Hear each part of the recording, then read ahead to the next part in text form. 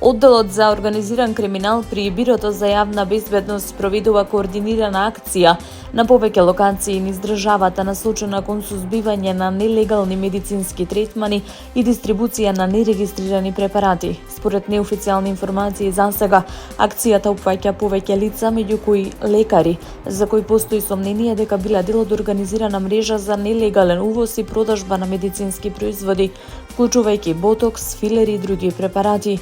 Неофицијално меѓу приведените има доктори од болницата 8 септември, од клиничкиот центар во Скопје, како и од приватна здравствена установа. Се сомнева дека спорните препарати биле внесувани во земјата преку нелегални канали од повеќе држави, меѓу кои Кина, Турција и Србија без потребните дозволи, контрола и регистрација, пошто биле дистрибуирани на домашниот пазар.